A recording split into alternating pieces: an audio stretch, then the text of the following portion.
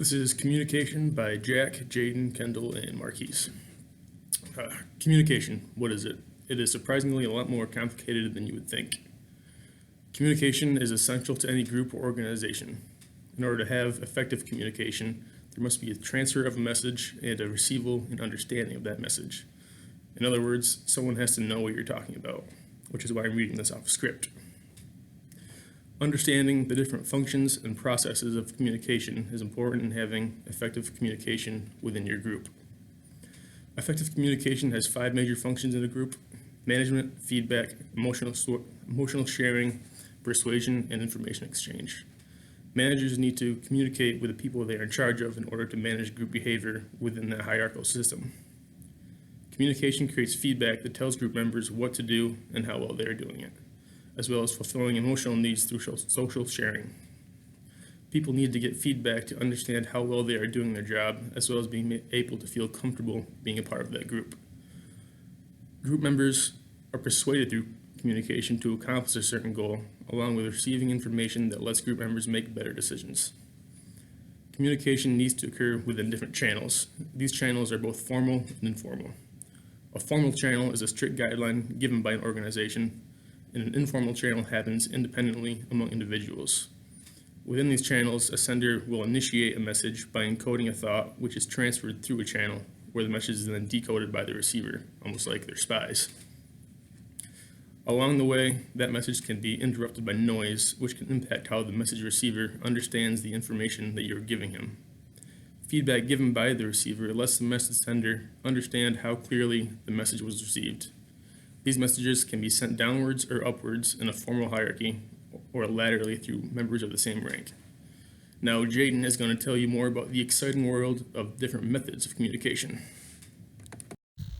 Each and every day we communicate with those around us, and even those far from us. What we don't realize is the amount of different ways that we communicate on the daily. For starters, there's oral communication, which is just face-to-face talk between two different people, or even groups of people.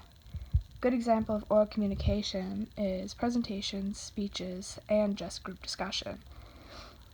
The only issue with oral communication is that sometimes when you get more people involved, it can turn into a game of telephone where the message starts one way and gets a little shaky and then doesn't quite connect when it gets to the next person.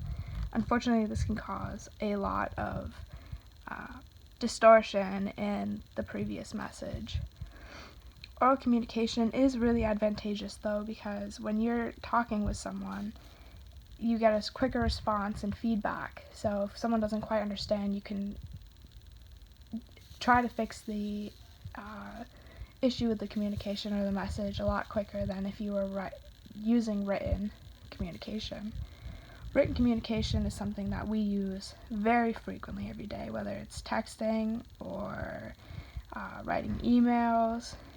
It's something that we tend to do very often, and also the good old-fashioned snail mail. There aren't really many disadvantages to written communication other than the fact that the response time is usually slower if it's not online, but it is easier to compose thoughts and make a more clear message. The other part of communication is nonverbal communication. Whether we realize it or not, while we're using oral communication, we can also be using nonverbal communication. We use it to talk about our feelings, express our feelings, or express our mood at the time. Examples of nonverbal communication are facial expressions or body language, such as having your arms crossed or maybe not facing towards someone when you're speaking with them, or maybe it is standing there having a conversation with open body language and making it known that you're accepting of the conversation or that you're not.